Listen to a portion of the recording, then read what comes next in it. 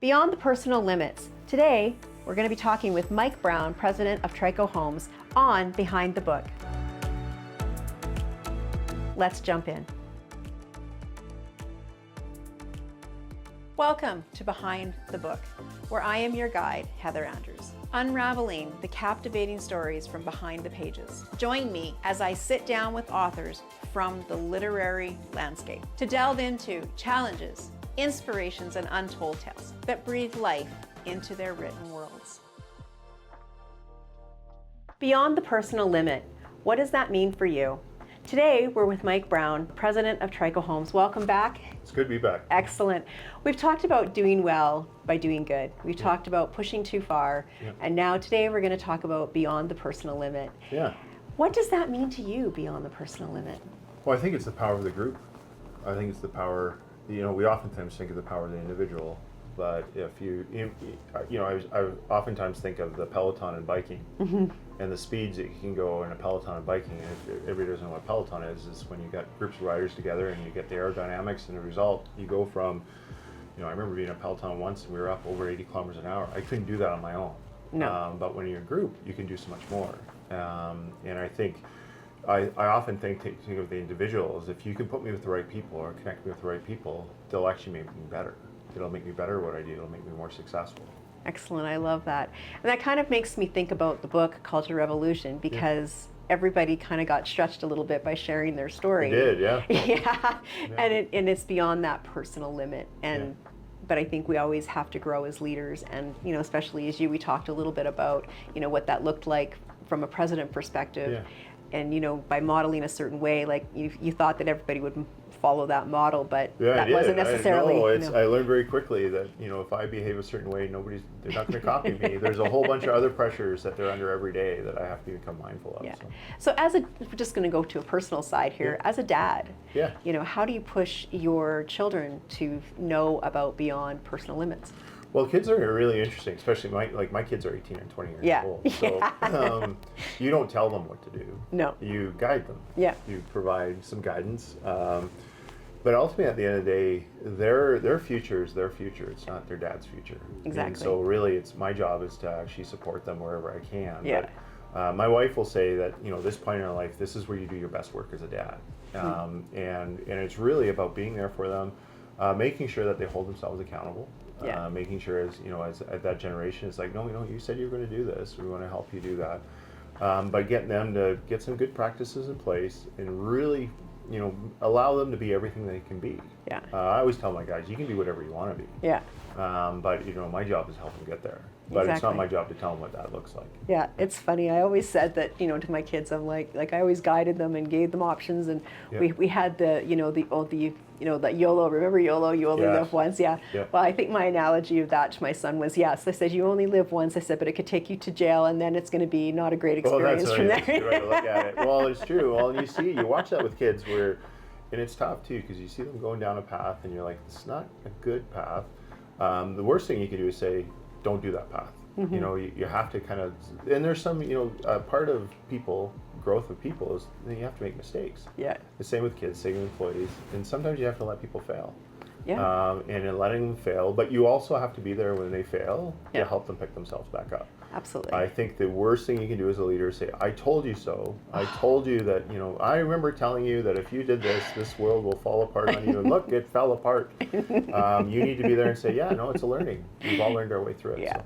That's funny. I know when my son crashed his car, I'm like, I said to him, I said, this is the universe's way of saying to you, son. Son. Yes, exactly. I think it's time you start listening, because it's only going to get louder for me. Oh, yeah, absolutely. And it'll be more than just me that's screaming at you. Oh my goodness, that's so funny. No, it was. It's been. I think parenting has been the biggest challenge, probably, because nothing ever prepares you for it.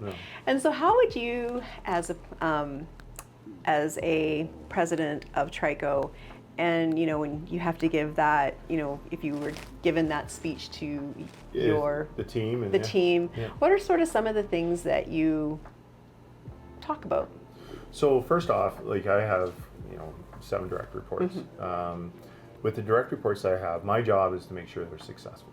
That's the most important job I have. And so oftentimes the way I talk to them is I'm in a partnership with them on, like we have an individual that oversees all our construction that reports to me. My job is to work with him on his construction. We have a land person that goes. I need to look at the big picture, and I need to understand how it all goes together. Yeah. I need to help them understand how it all goes together. But ultimately, at the day, my job is to work with them and help them be as successful as they can. And it's interesting because when you do that, they actually become very invested in you as an individual. I feel with the team I work for, they care just as much about me as I care about them. And they can see when I'm stressed, they can see when I'm overwhelmed, and they want to help me out. And it's really it's all centered on that. It's a partnership.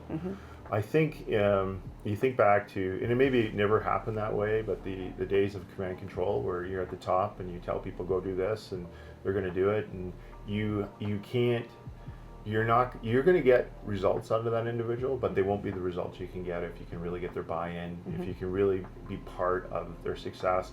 And then remove obstacles. We all have obstacles as we go through their day. I think as a leader, that's one of the things you have to look at is what are the obstacles.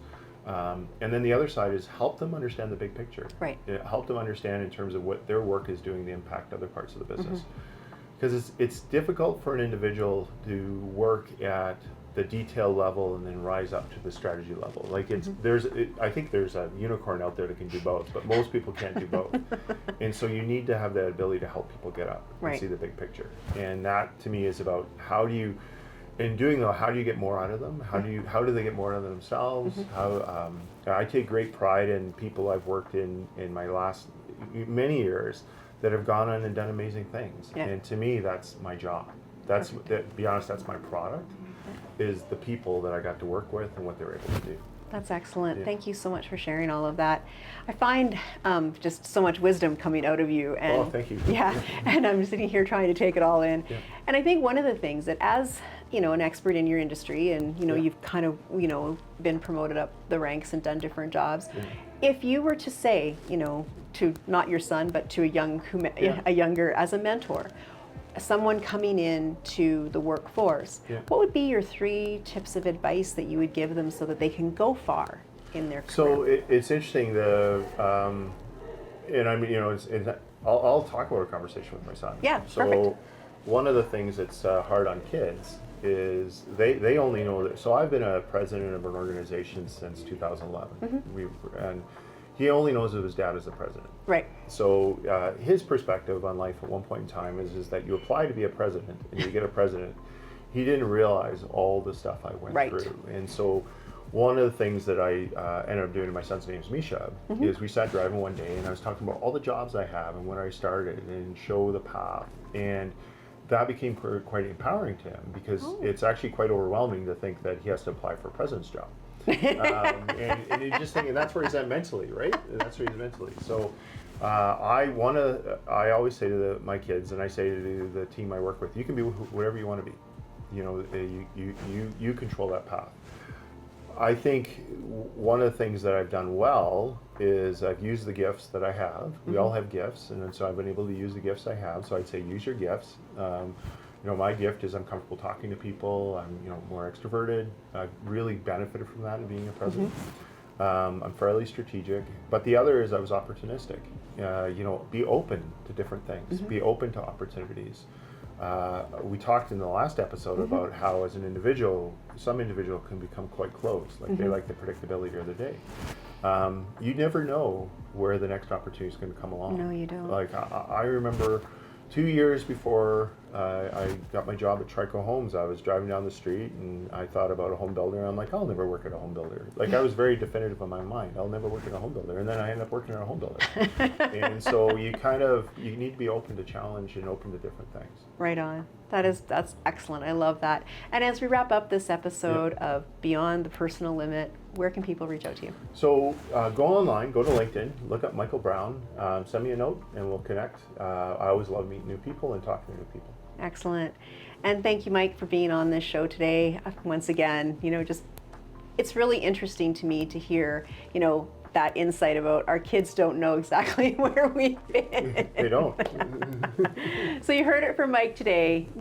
beyond the personal limit and just really pushing too far, doing well by doing good in the episodes previous. So make sure you go and check out the book Culture Revolution. Mike's chapter is very impactful in that book, and it's on Amazon. Stay tuned for the next episode, Building a Legacy with Mike. Stay tuned. See you next time.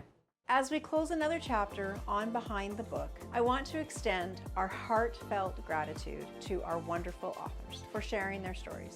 I'm Heather Andrews, reminding you that the adventure doesn't end here. Keep turning those pages, and I will see you next time.